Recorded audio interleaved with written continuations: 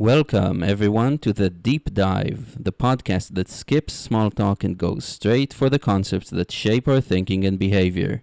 In this podcast, cold expertise is defenestrated as warm philosophy is enthroned in an attempt to explore the field in which we're all scientists looking for answers, living well.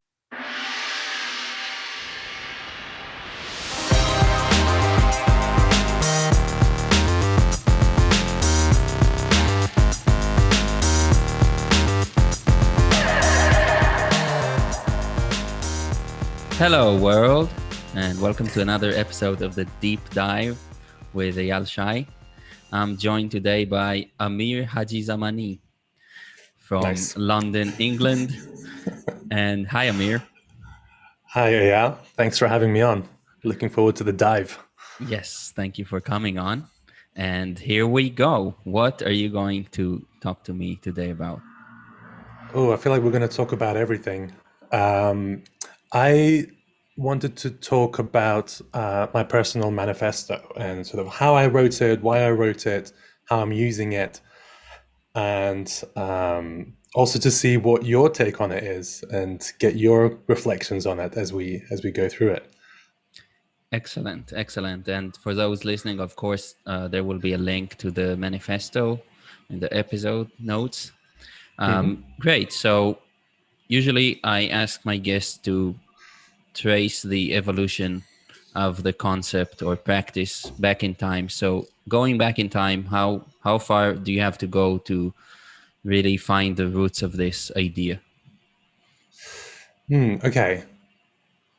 So I guess the most obvious point of genesis for it was being in therapy, and my therapist suggesting me writing out things about defining my authenticity.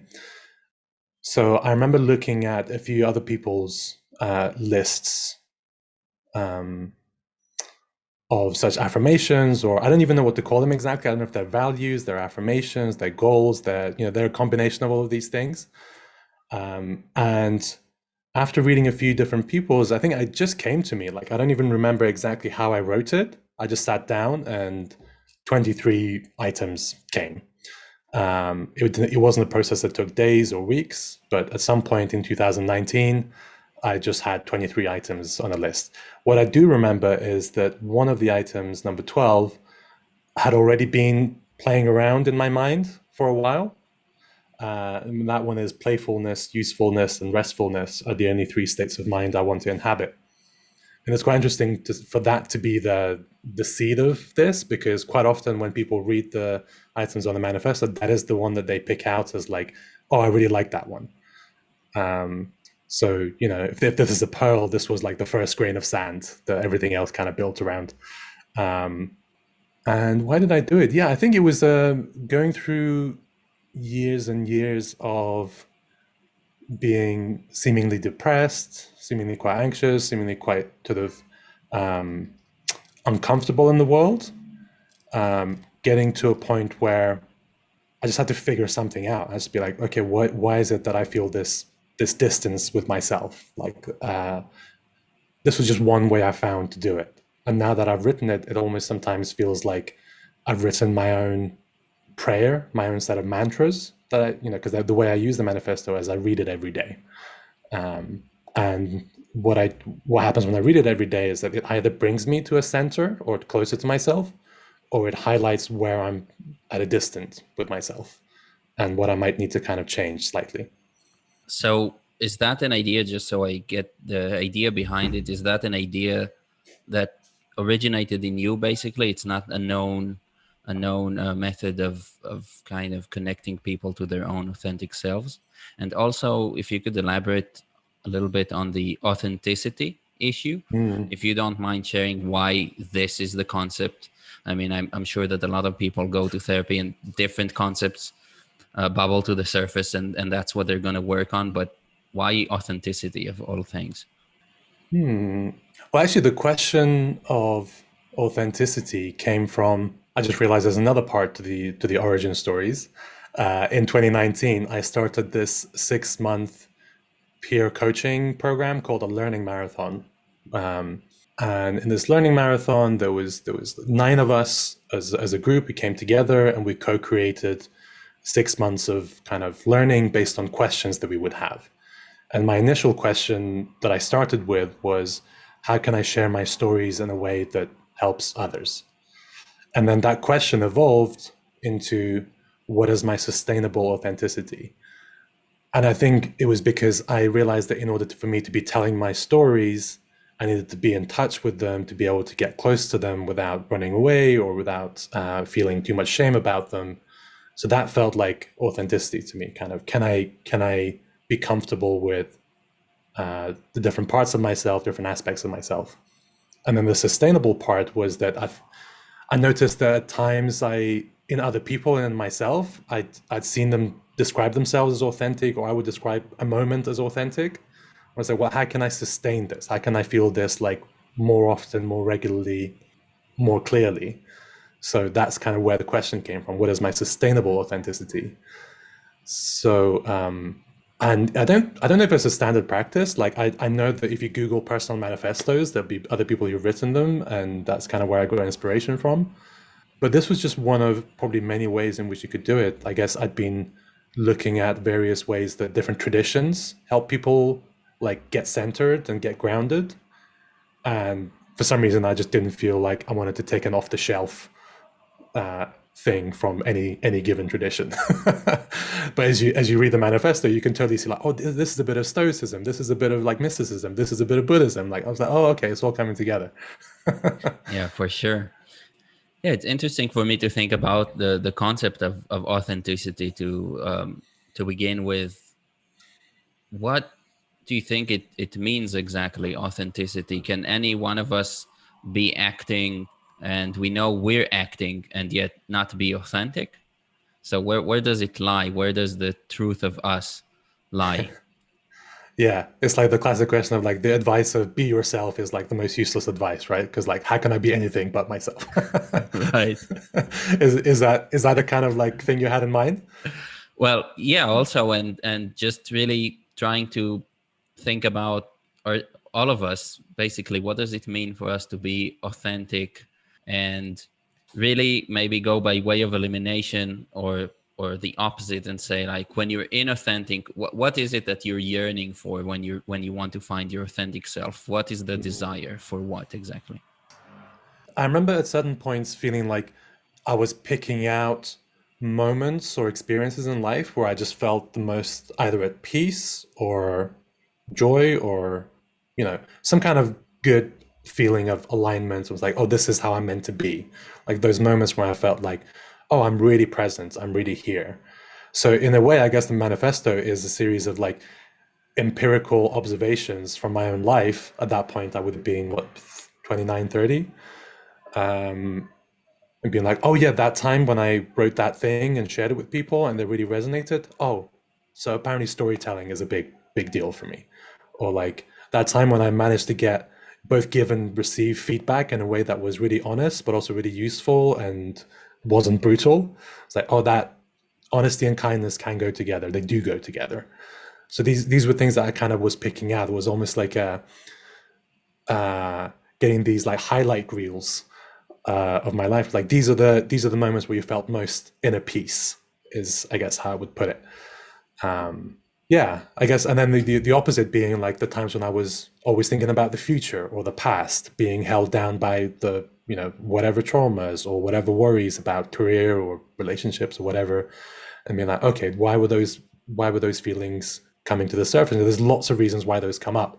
So trying to like gather all of those and trying to eliminate them didn't feel like the right way. Whereas the good moments felt rare enough that it was worth being like, okay, let's just pick out those and focus on those.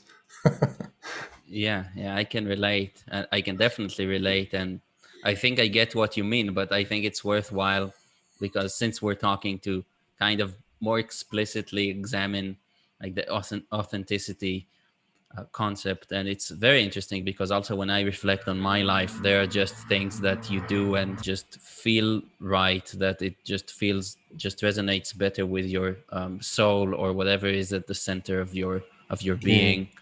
And there are also things that where you do for the first time, and it's experimentation, but the results from the experiment come back like very positive, right? It's like Right. you really hit something there. Yeah. That's, you really struck gold in terms of how it felt, in terms of pleasure, in terms of how comfortable it was to do it, of yeah, how proud you are of yourself that you did it, things like that. So that's really interesting.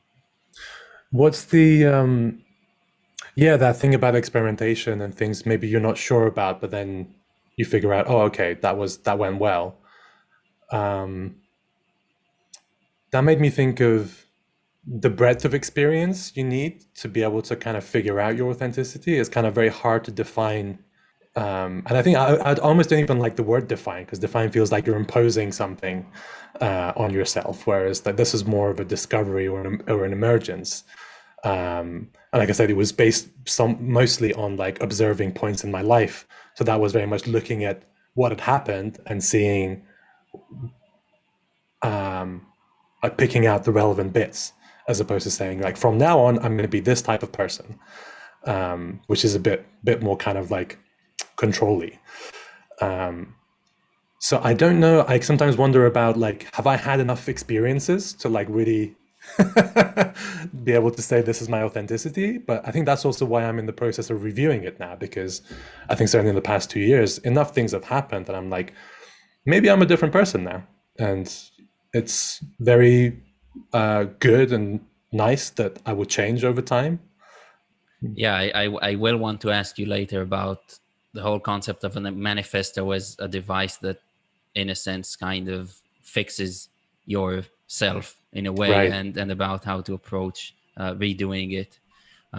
Still thinking about authenticity here. It's interesting because it meets me in my life in a place where I'm really, for the first time, letting myself be free, experimenting, totally experimenting. And a lot of personal growth has come for me from times when I was deciding explicitly, like what you just said, like I'm going to be this type of person, like basing my Mm, myself and my behavior after archetypes, right? So I right. found I found a lot. Obviously, I found a lot from stories like about Jesus. Or it's like there's Mm, definitely stuff to be taken from there, right? In terms of attitude towards people, or other kind of mythologies that I see around me, and I decided to adopt into my personality. But now it's a different phase that where I'm saying yes to a lot of things without yeah. knowing where they're going to lead.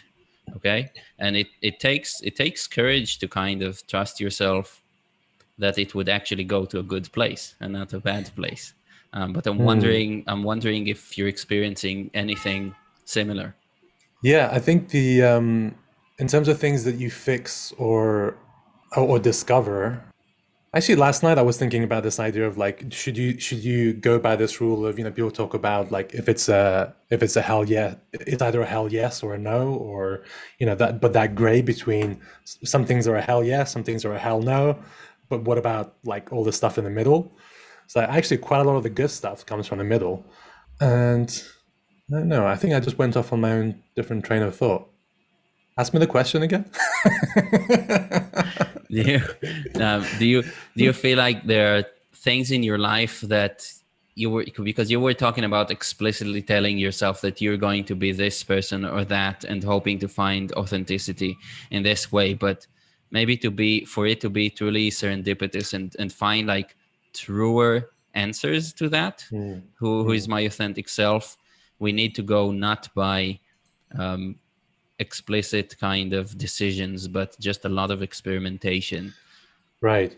Yeah, exposure to serendipity and just kind of different environments. Yeah, I think randomness is both the thing that makes the world like sometimes feel like evil and complicated, but also the thing that is the opportunity to kind of figure out how to find your place in the world, like exposing yourself to randomness, to serendipity. Yeah, and I think that's what happened. Like in the 2 or 3 years leading up to me writing the manifesto, I feel like I exposed myself to a lot of different things outside of the mainstream paths of like get a career, settle down, all of that stuff. that's not to say that that's the only way to expose yourself to randomness. Like there's a lot more, obviously like reading and like hearing stories from other people was a big part of it. And I think that's where it started for me, that I was like hearing different things from so many different people. And there was a time in my life where I would more often listen than talk. And I hope I still do that, but I try and talk a little bit more because I noticed I was denying myself the space to also share my stories. But yeah, listening to lots of other people was the start of me getting more seeds of serendipity and being like, oh, okay, well, I wonder what would be like to go and do this thing, or become that type of person. Like, so simple things like volunteering for a charity, for example. Like, I hadn't done that before. Doing stand-up comedy, I was like, well, I've been watching comedy for as far as I can remember. Let's go and try it. Those are some kind of more mundane things. But then there's lots of other things of like, ooh, what if I just try this whole different career path, this different kind of like relationship style? What if I just, doing things like 10 days of silence at a meditation center? It's like, let's see what that's about. Like, those are just kind of extreme, but sort of still within the range of comfort, or just outside the range of comfort experiences that I was like, well, let's just go and do it. So yeah, I think it's pretty important to not try and design it, but to discover it. I think it makes total sense, because if I look at something like evolution, right, and we're trying to evolve as people, well, evolution has this component of random Yeah, changes in the mutation. genome, Yeah. right? Mutation, and these are not designed. And actually, I think it's interesting to think about what would happen. I mean, it does happen now when people are designing other crops, let's say, to produce more fruit and so on. But I wonder how many failed attempts like that are actually on the floor of the geneticists. The failed experiments. We never get to know these details. But Yeah. it's really interesting, because evolution is all about conserving what you sticking to what you know works. So we have all this knowledge evolved over millions of years that is known to work in the environment as it is, and very gradually like building upon it. And some mutations obviously are going to be more harmful than beneficial, Mm. but it's a very interesting approach. And I think overall it would be interesting to learn if that has better success rate than changing things rapidly all of a sudden based on some decision, Ah, which I that's so think cool. probably the geneticists probably mess up most of the experiments and cause some sort of unviable organism to grow Oh, I and love die this. I very love quickly. this artisanal metaphor of genetic, like evolution as applied to your authenticity or your sense of self. Um, I want to play with that a little bit more. So let's do it. So I guess like if there were themes to the manifesto, I think a big one is exactly what you just described. That like there's several things in there of I approach others with curiosity. Like that's basically getting different inputs, like sources of mutation. Basically, like there's things in there about learning and adapting without ego. It's like don't be beholden to what was before. Like something's changed, you're going to go from it. Like learning from your failures, that's evolutionary thinking, right? So I think one of the themes here is to not try to design, but to kind of evolve with. So and the comparison you make of like geneticists trying to design like plants or crops to be a certain way, they have failures, but nature doesn't have failures, right? Nature just does stuff, and then in particular niches or environments, some stuff works and some stuff doesn't. So I guess there's a way in which you can think of, oh, apparently this version of myself or this part of myself, maybe this just hasn't found its niche yet. Like maybe there's a place, a group, a work, a hobby, a way of sleeping, whatever it is that I need to kind of find the fit for, as opposed to like need to change it to fit the environment. So I kind of like that idea of like, if there's something that feels like weird about me, or like whoever's thinking about themselves, think about, do you want to change that, or do you want to change the environment and or find your niche in it? And this idea that like you're talking about genetic evolution, but then we have like mimetic evolution now, right? Which is much more rapid because of like internet globalization, blah, blah, blah. So we have this like rapidly changing environment that obviously genes aren't going to keep up with, but our brains have to keep up with. Right. But that also means there's a lot of potential different niche environments to kind of fit yourself into. I think this is what the internet has allowed us for sure, is find a way not to push ourselves to fit in whatever small town we might have been born in, but push the boundaries and see the world and find something. So in a sense, in terms of our ideas and our personalities and our selves, basically we gained mobility, right? That we Mm. didn't have before. If we were more like sea anemones, I don't know, 500 years ago, where you would just stick to where you were born, then now we get to explore larger parts of the ocean and find just this niche with the right temperature and right minds around us and things like that. I mean, it's like, I guess you've had to go through this basically recently, right? With like your job changing because of like what's happened, and now you're like trying to find a different niche, which I feel like you've done a pretty good job of finding it. So like you're doing evolution right now, right?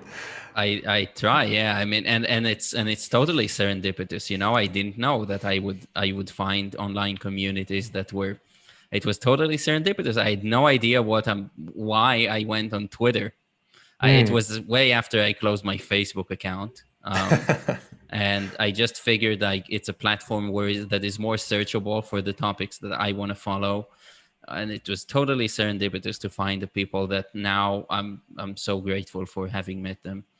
Yeah. So And that like Facebook is a bit more like a closed garden laboratory environment, whereas like Twitter is a bit more like wild, right? So well, yeah, Facebook, especially in the earlier years, it basically just uploaded the connections you had from real life, right, on the Mm. internet, and there wasn't much internationality going on there at first. And I just did it to keep in touch with people from back home anyway when I went abroad.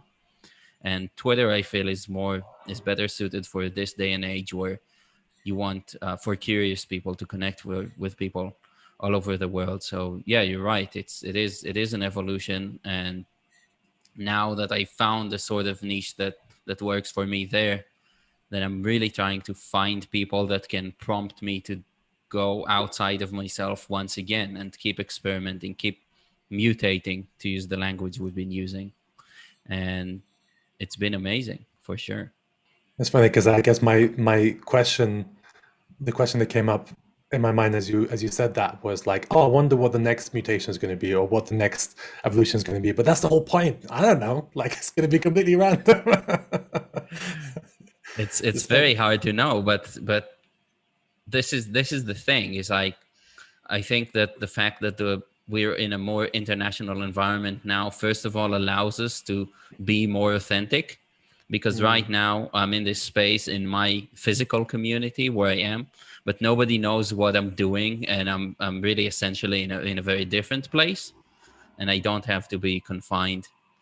So therefore, I don't have to fit in. I don't have to be outside right now and whatever. If it were a village that still has like traditional clothing, like I don't have to yeah. wear this traditional clothing anymore, or do whatever my ancestors used to do, right? Because I have another community I can belong to, another niche.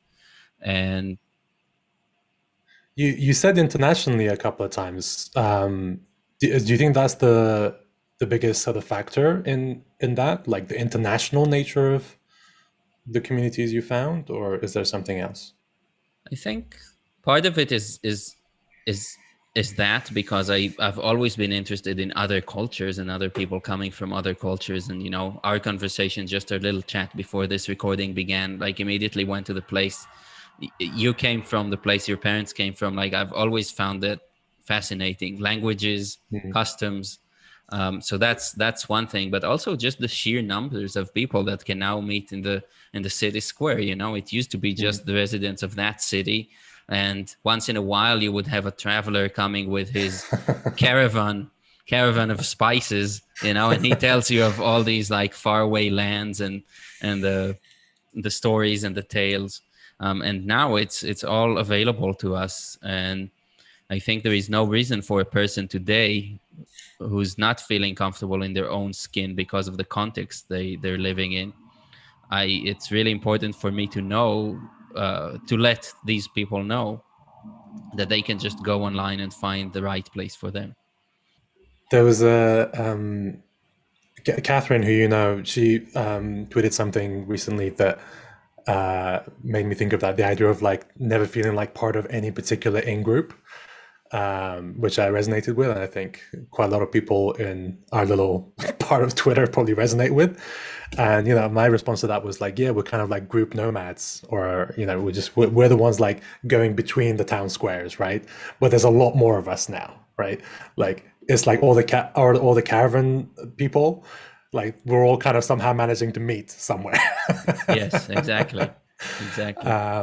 Yeah, and I think what was it called? Yeah, this idea of like a mimetic mediator. Like I think the other kind of theme in my manifesto is the idea that like I'm not beholden to any specific field or like ideology or anything like that. I'm very much a collector and synthesizer of those. Um, so I love being able to kind of understand this group and that group and that group, but then also find the commonalities. And I think that's something that I can see you're good at and want to do as well. And that's how we found our little out group, in group on the internet. Some of us, um, the common factor is the curiosity, almost. For sure. Yeah. If I had to pick one, it would be curiosity. And I'm interested in knowing, like, going a little bit back to the manifesto, if that was something you did, it was that a turning point for you in terms of that was the kind of thing that made you go from listening to expressing yourself? Is that around the same time? Is like, Mm, it's is that something that um assisted your transition into someone who's better able to express himself? yeah. I did not notice what effect the practice of writing and reading the manifesto um, was having on me. I didn't notice the effect of it until probably about 7 or 8 months ago.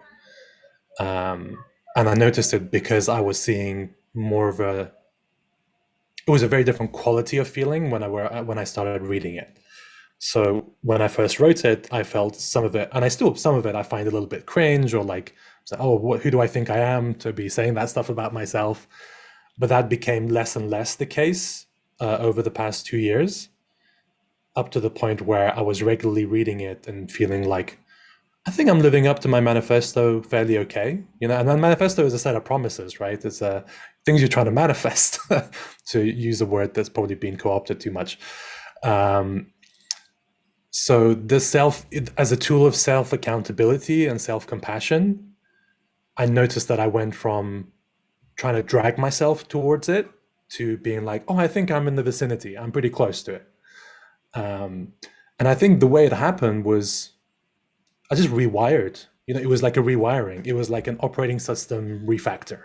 It was like simple things like the gratitude practice, something I'd been doing for like a year or two before I wrote the manifesto. I had a reminder at 10 p.m. or 9 p.m. every night to say like practice gratitude, just 3 things, which is something a lot of people say. And I tried to do it with the journals and the writing, but found like the minimum viable product for me was like a reminder. And I would just sit there and think of 3 things. And it was hard, but now it has become natural. Like such that I moved house one time and I forgot to update the reminder on my Google Home device. But I noticed I was doing it anyway. So that was like a rewiring of something that I really feel like it's changed how my brain works. And I guess similar things have happened with a lot of the other items on there. I don't know if Have that you answered your question.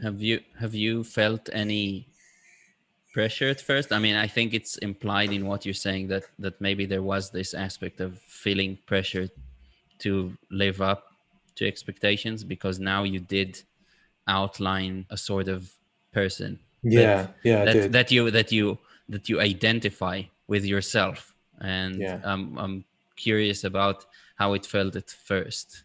Were there points that you felt from the beginning were Mm. spot on, and others that were more of a wishful thinking at the time, but you managed to live up to the expectations, or anything like that? Yeah.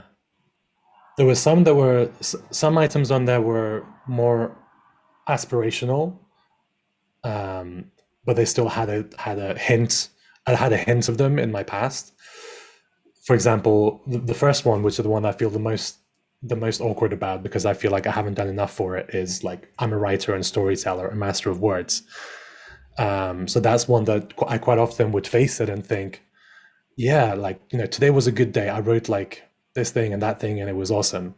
But actually thinking about it now, and similar evolution to you of kind of wanting to be writing, but actually finding myself more articulate or more excited in conversation or in collaboration, I might change the phrase writer into something else. I think the storytelling and synthesizing and narratives is still in there somewhere. But now it's a case of I think I'm not going to try and force myself to be a writer. I'm going to observe how I do the storytelling and like let that become my new center. So that's an interesting one because I was like, this one's like number one. This is the one I've got to go for, Yeah. but also the one that I'm like, I think is most likely to change. So yeah, both the discomfort of feeling distant from it, but also realizing that like I wrote this myself. Like I'm not accountable to anyone but myself. So I can also change the rules. Yes, you can. Yeah.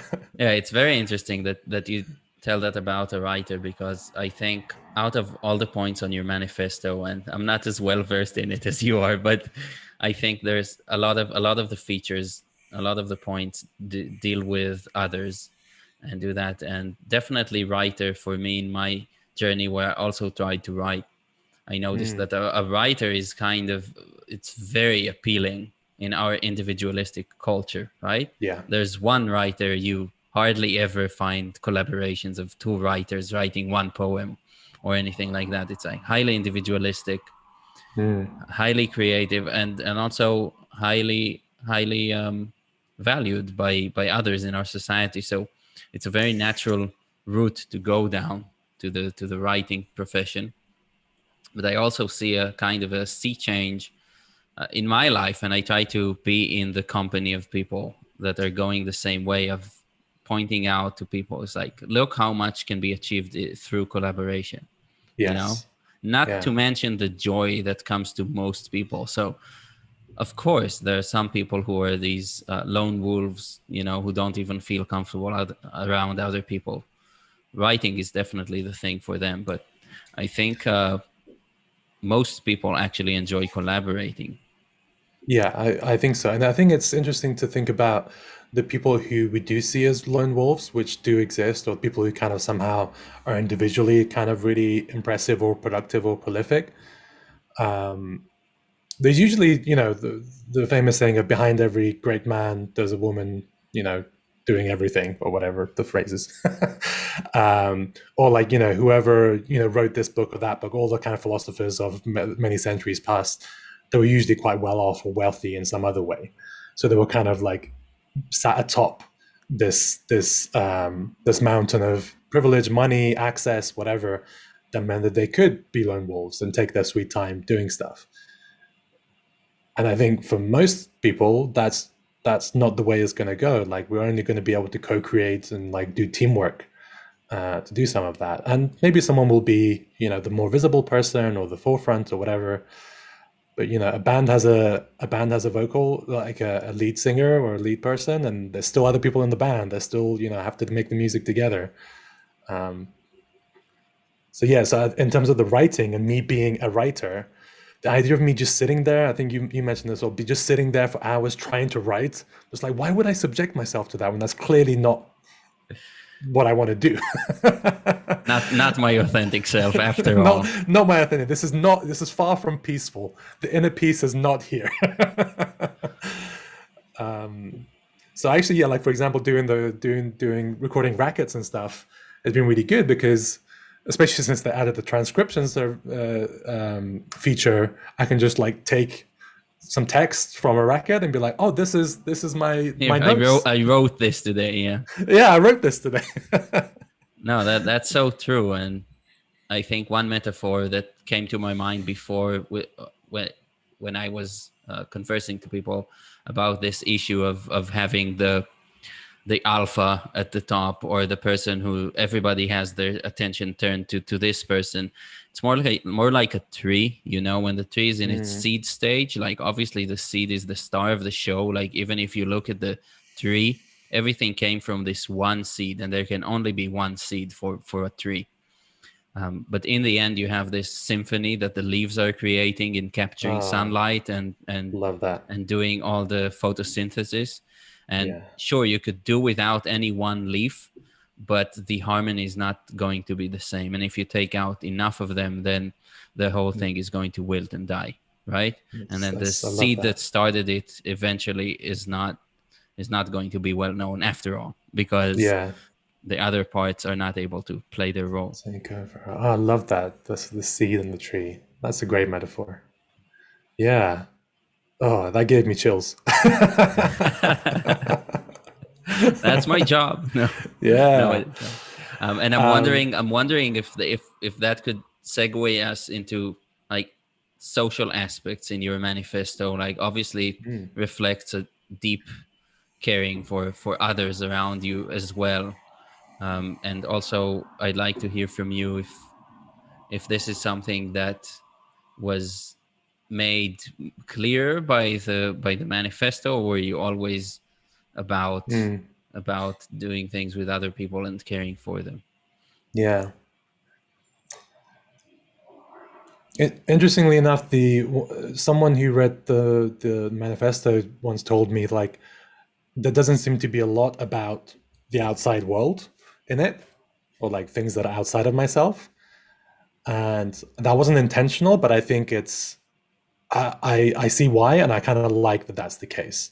I think the main things in there about social aspects are just allowing others to be, um, like not assuming anything about other people, and yeah, kind of in the patterns of my life, and noticing like what has in noticing like what I enjoyed, um, in navigating the world was moments when I was holding and co-creating with others, um, which is still a bit of a dilemma for me because in a world that, as you said, values individualistic achievements, I'm like, well, if I'm always the supporter or the kind of the space holder, what about me? What about my story? Actually, one of the topics that I mentioned to you that we might have talked about is touched on here, which is the idea of like this radical egalitarianism, which I don't know if that's a phrase that's already used in some academic literature, but this idea that like no matter who you are, um, your point of view has value. Now, within a given context, that value might be different. But for example, if I'm talking to a child, they have a perspective of what it's like to be like a 30 something year old that I don't have anymore. I used to have it maybe, but they have their own particular perspective, regardless of all the other factors that would be involved. Just the fact that they've got that gap between being 14 until 30, that's a really interesting perspective for me to like explore and be like, oh yeah, remember when 14-year-olds think about 30 something year olds like in this way?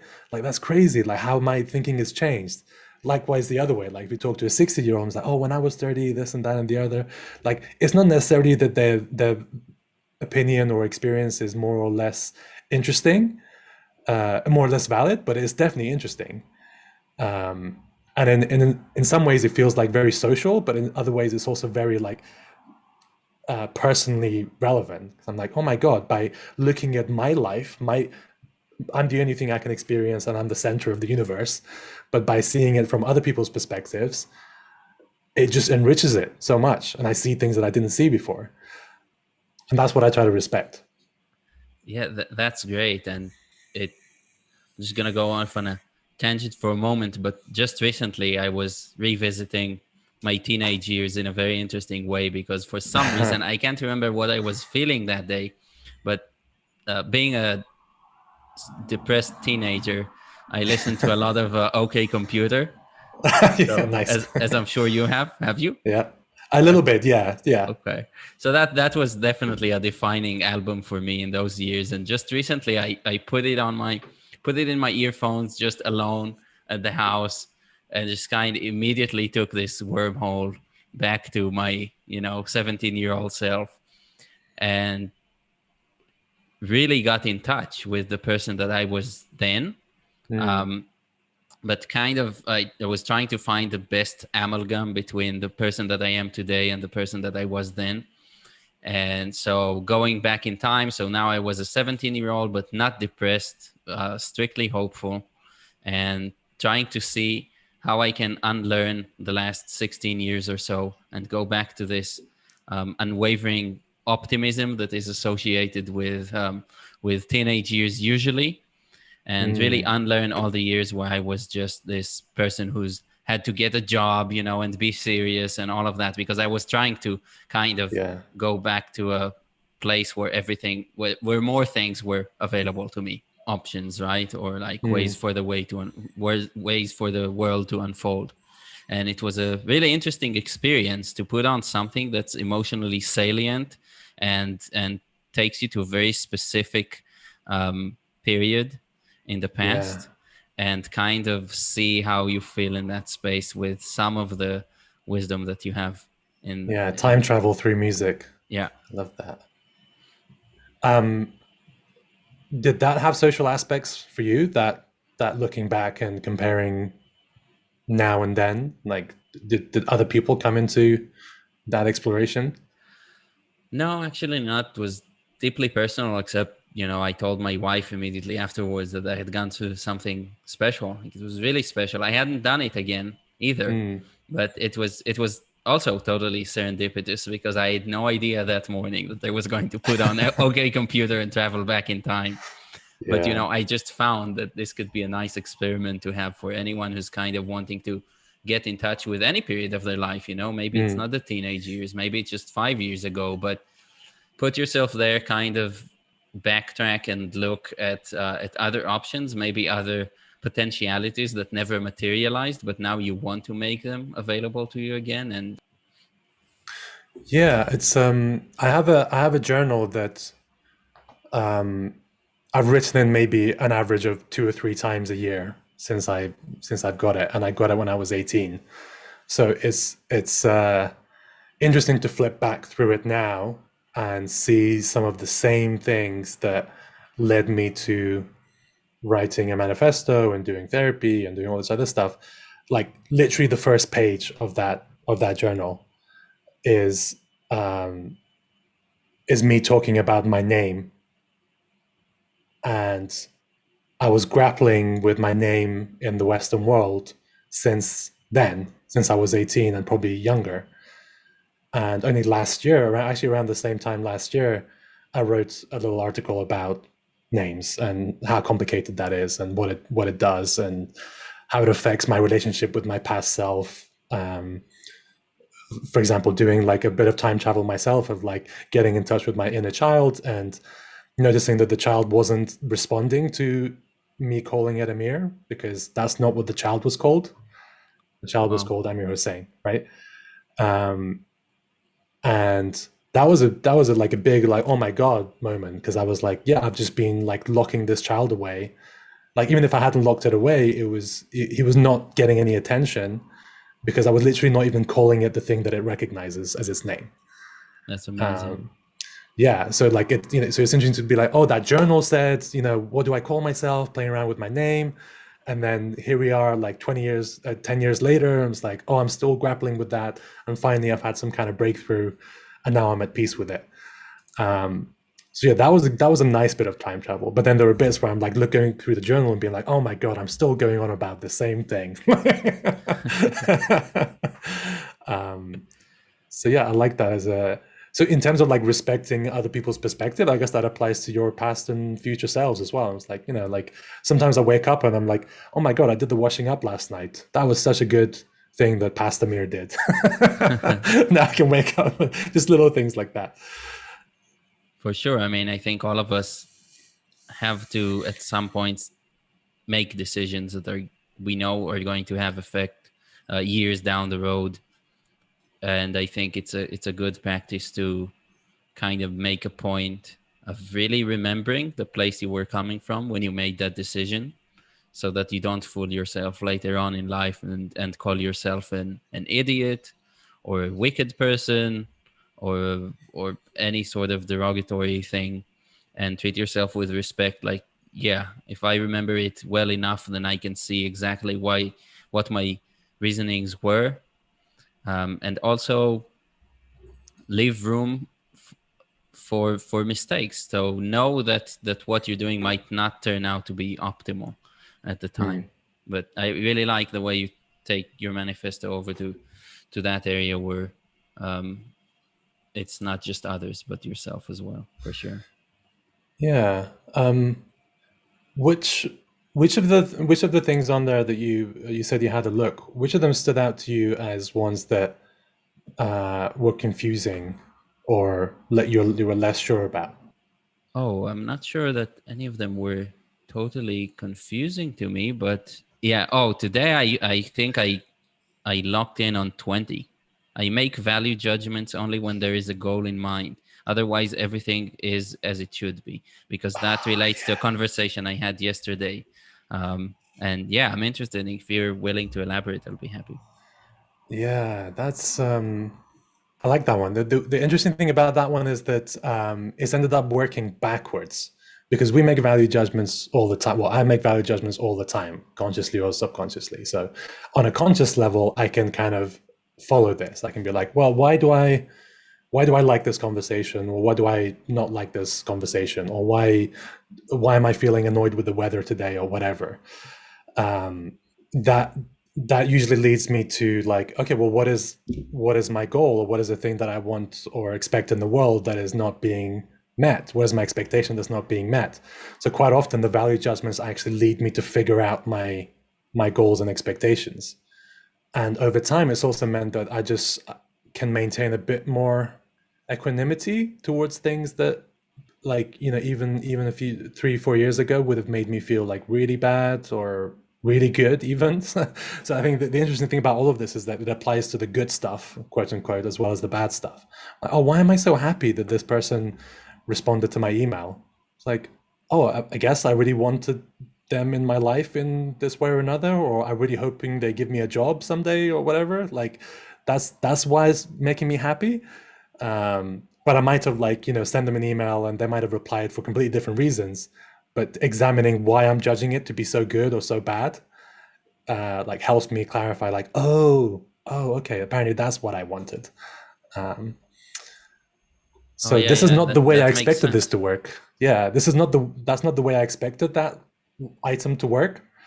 I expect it to be like I'm walking through life, just everything is fine. I'm, a complete Buddha. I don't care about anything. But actually, that's not true. Like, we're making judgments all the time, and instead of like trying to force myself to not make judgments, and I use it to be more aware of why I'm making the judgments, and that has the weird effect of like reducing the number of judgments I make and how intensely I make them. Yeah, that's really interesting. What it brought to my mind was this idea of really not needing to monitor anything as long as things are okay, or are really okay, and no need to worry about optimization or doing anything in the best way. Because for Mm, that, if you're worried about outcomes, then yes, you need to be a designer and an engineer to see that you're meeting goals, right? And right. to really achieve what you're trying to achieve. But that's a whole question. If life is a thing like that, if well-being is a goal, or is it a process that takes place exactly in the moments where we don't have a goal? Yeah, yeah. It's part of the process of, I guess, a part of like noticing the judgments and working out what you're expecting is a process of allowing becoming as well. It's like, oh, Yes. okay, apparently today I wanted to be this way. I wanted to feel this way. the, it just sort of reminds me that quite a lot of the things on the manifesto can seem to be in contradiction to each other, or complement each other in some weird ways, so contain some kind of dissonance. So like that one, everything is as it should be, perhaps can seem in opposition to I believe in being the change you want to see in the world and lead by example. That's number 11. I'm like, oh, okay. So do I want to change the world, or I just want everything to be as it should be? Like, and both, right? It's like both are true. I'm still a human person who like wants to the world to be in a particular way. Probably describe it in words like peace, harmony, creativity, playfulness, things like that. And I can still sort of affect the world by being that way myself. Like, and if I'm in a, I don't know, if I'm in a position of authority or power at the workplace, for example, that by leading that way, I can affect the world maybe in a slightly bigger way, but also by talking to you, by tweeting, by kind of just one-to-one interactions I have with people, I can try and embody that, and that goes hand in hand with like things are as they should be. But apparently, I do also have a goal, which is I would like more people to just be loved and loving. So I'll just live that way. Yeah, and that's interesting. You're pointing out the seeming conflicts between different points. Do you feel that eventually, since you said you are open to revisions because you make up the rules and that makes sense, would you want the document to be achieving some sort of greater self-consistency, or is it absolutely fine that it contains multitudes, as Walt Whitman would say? Yeah, I think the multitudes is important. I think I'd be very worried if I got to a point where I said, here is a list of rules and edicts to live by. Yeah, life's just not that simple, I guess, right? I think I need it because also different situations demand different ways of thinking about it. So for the other one that I think I sometimes have to grapple with is number 9 is I pursue my desires full-heartedly and ethically. And then there's number 18, which is I learn, examine, and protect my boundaries and allow others to do the same. Depending on how you read those, they might seem in conflict with each other, but they're just not, because you get the ethics of full-hearted desire by making sure you're doing things that are within your boundaries, or you kind of appropriately kind of pushing and examining them in yourself, but also in other people. Like ethics is about like people not being hurt. So More than that, about people being benefited, I would say. well, yeah, ideally, yeah. But I guess that's the thing. Like one of them is doing a kind of do no harm part, and the other one's doing like, oh, how about we have lots of fun? So they kind of balance each other out in that way. So yeah, depending on the context, like I need to probably deploy a different one. I almost feel like I take these 23 items, and depending on the situation, I kind of like pick out the handful that is important and apply those in that given environment. Like deploy commandments. And now I've seen you do a series of rackets, and I'll also refer to racket in the show notes, but you have been in the process of kind of going back and really questioning some of the points and looking at them with a more critically. Have you actually made changes yet, or how are you debating with yourself on doing that? How do you think it's going to happen? When it's going to happen? Is it going to be point by point? Is it going to Yeah. be version 2.0 of the document with a lot of changes, or what do you think is going to come next? So I'm living up to the manifesto by just allowing the curiosity to lead me. So in a few of the racket conversations, I've actually said like, oh, I wonder how this is going to affect what I do with this item. The curiosity came from that moments of like, oh, I think, I feel pretty close to this. So now I wonder if it's time to change it. Now I'm open to the possibility that I don't change it. I'm open to the possibility that I replace all of it with like 3 sentences or a picture or whatever. I'm open to the 23 items becoming 46. I'm open to like this particular point needs zooming into more or needs rewriting, whatever. So I'm open to all of it. But I think for now, I've just been like, I'll just go through each one by one, and I'm trying to live up to the co-creation and collaboration spirit by being like, I'm just curious to see what other people's perspective is on this stuff, just as a prompt for conversation. And that has already like brought up several things that I'm like, oh, it's going to be really fun to try and bring all this together and synthesize it into whatever version 2 is, or so I don't know. I don't have an answer for that. And There's nothing but curiosity here. That would be putting the judgment before the curiosity. now a tough question. Do you foresee any sort of possibility where you would tell yourself that actually putting these things in writing a manifesto, has actually ossified you in some way, instead of keeping things boundless Mm, and totally open for you? Like, do you feel like there is a chance that you would feel attached to one of them, where you would find later that this attachment has actually prevented you from outgrowing something? mm. Yeah, I can totally see that. And there's probably different ways of looking at my relationship with it. That means, yeah, I've either ossified or it's sort of a framing of has it grounded me or has it trapped me, right? Um, but the reason why I think I've kept going back to it is that if anything's going to ground me, if there's anything that I'm going to keep going back to, I'd rather it was this than, say, a bad relationship or some kind of addiction to other things or to work, or whatever it is. If there's something that's going to ground me, I'd rather it be this. So I don't think I've grown to the point of feeling like I can be completely like um, floating through society and space without any grounding. So that part I like. Whether or not I would feel too attached to aspects of it or not, um, I don't think so. But as I try and kind of bring it all together, I'd be curious to see which ones I do feel that way too. Because I guess, as I said, for example, that first one of I'm a writer and storyteller, that's one that always snagged. It's almost like, it was like I was trying to walk past it and it would always like catch me. Um, so taking that one as an example, like I think that's a sign for me to examine my relationship with it and be like, okay, do I actually agree with this? Is it holding me back? Because I think that one was holding me back, and that I was reducing my expression because if it wasn't in the form of writing, I wasn't living up to the manifesto. So now I'm like, okay, I'm going to change the item. I'm going to get rid of writer maybe and use some other word. Podcast host. Podcast host, narrator. I yeah, I the word that came up in the bracket that I did about it was narrative builder, which sounds a bit, I don't know.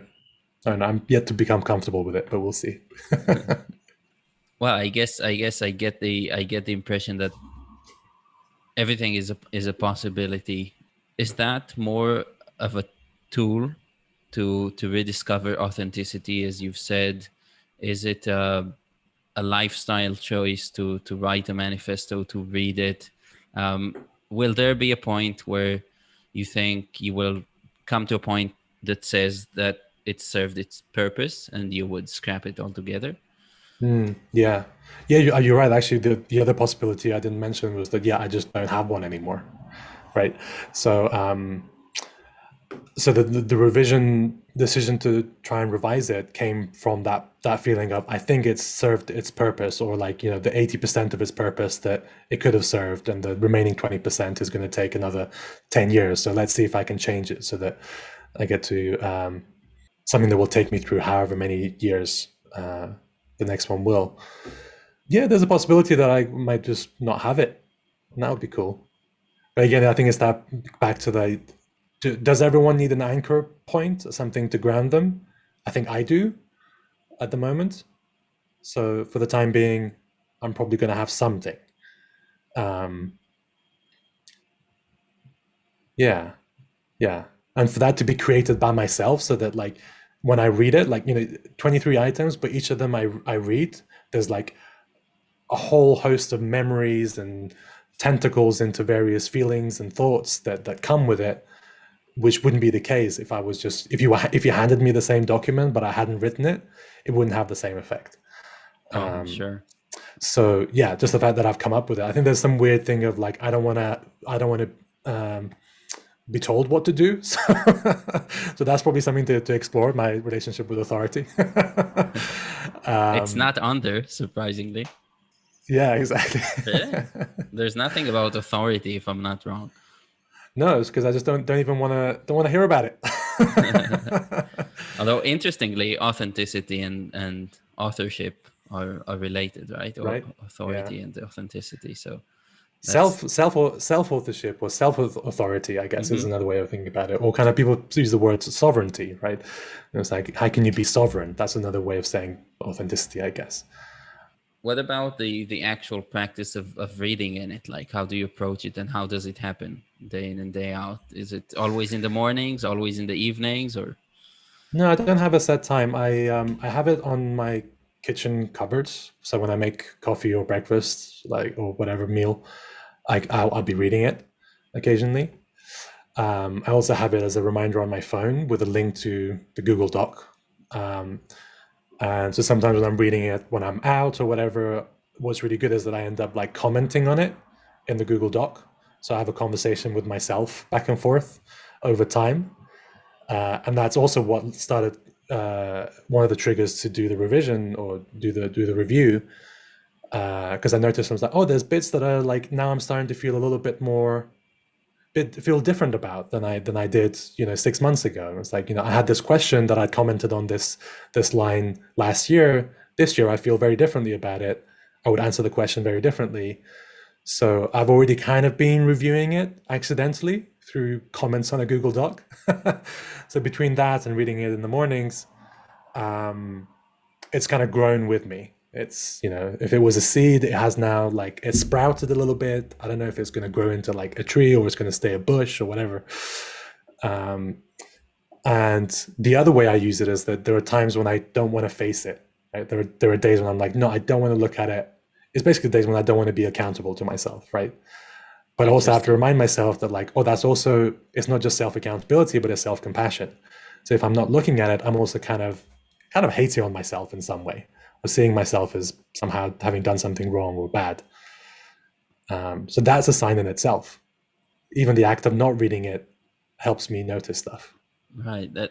So now I'm pondering whether you noticed any patterns in things that happen to you that make you go and read it. Like, is there any pattern to that, things that prompt you to go and look at it again? Because putting it on the cupboard, then obviously you're going to make coffee, you're going to see it, it's there.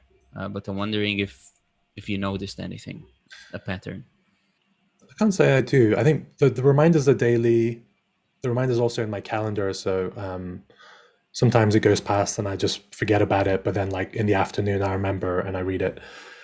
I don't think I can say there's been any patterns. There's probably more of a pattern to the days when I don't look at it, which is either because maybe if I rarely drink anymore, but if I had a drink and I was depressed, I'm like, oh, you know what, Emma, you shouldn't drink. It gets you depressed. Why did you do that?